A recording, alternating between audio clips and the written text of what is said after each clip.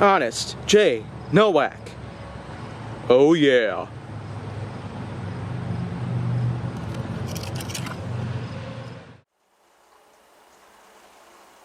A pleasure to meet all at last, and welcome back to Honest J. Nowak, Marque the Line, and more importantly, another big topic opportunity for me to go ahead and discuss with all of you.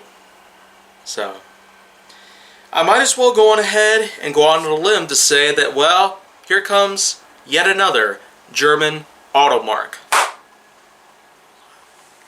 That was loud indeed. I'm talking particularly about Opel Motors. Yeah, Opel.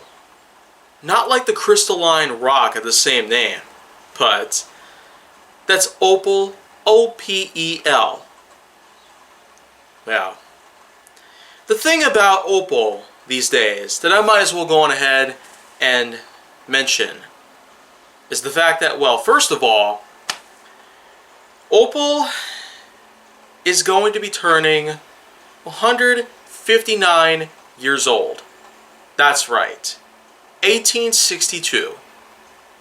If you thought that many other auto marques out there, Mercedes-Benz, Cadillac, Ford, Auburn, if you thought those were old, then well, take a look at Opel Motors. Founded in 1862.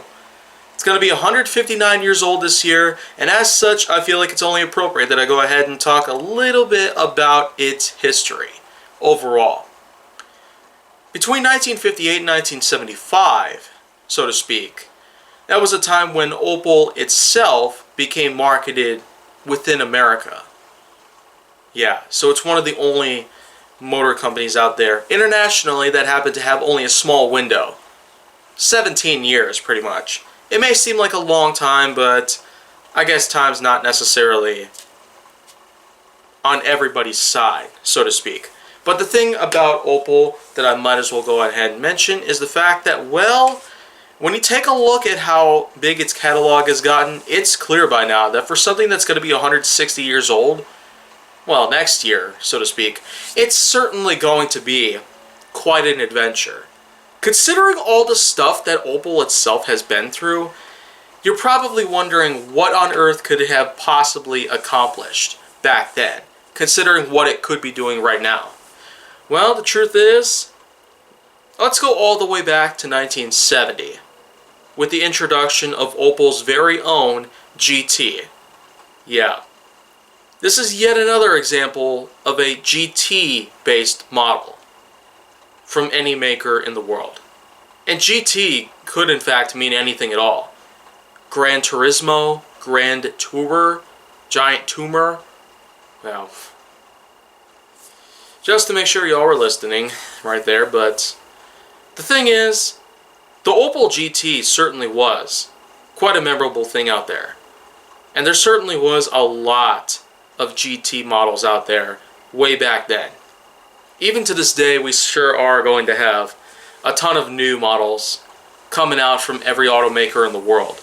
I've talked about Hyundai introducing their own pickup truck called the Santa Cruz, and then of course Ford basically brought back the GT40, as they first called it way back then, and they also reintroduced the Bronco. So that's pretty amazing already. But the truth is, any kind of maker could pretty much do the same exact thing. They could reintroduce a lot of their older models with a bunch of new modernized flair. And I can hardly wait to see what the majority of older models from way back in the day could be like if they could ever be reintroduced. I'm kind of waiting for Chevrolet to bring back some models like the El Camino, the Beretta, the Corsica, the Lumina, models like those. I'm kind of waiting for Buick to bring back its modernized GSX. Who knows? It could probably be similar to the Dodge Challenger, which is still ongoing after nearly 15 years. That's insane. But the big thing about Opel itself, with a lot of different models out there, like the Vectra, Meriva, the Astra, and other models out there in the industry, man, it only gets bigger and better from here on out.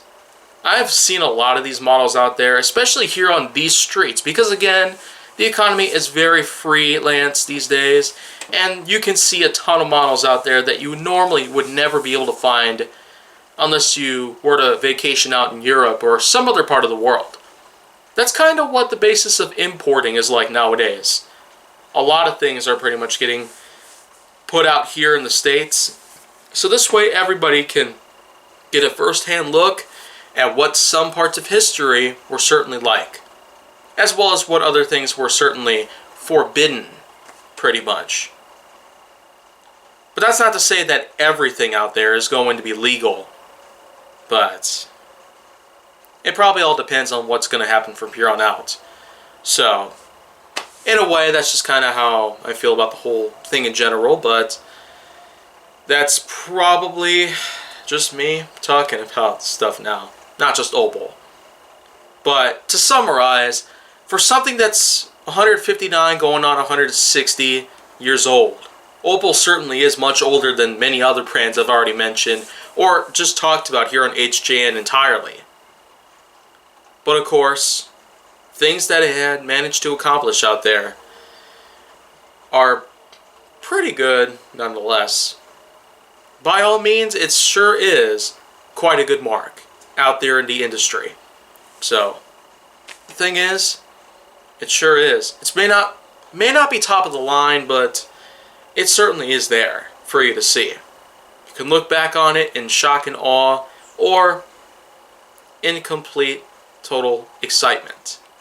So, that's pretty much going to be it for right now, and I will have myself another topic to talk about tomorrow, but until then, if you want to see more, go down to my channel. Make sure that you like, subscribe, comment, follow me on social media, and stay on the Hollywood side.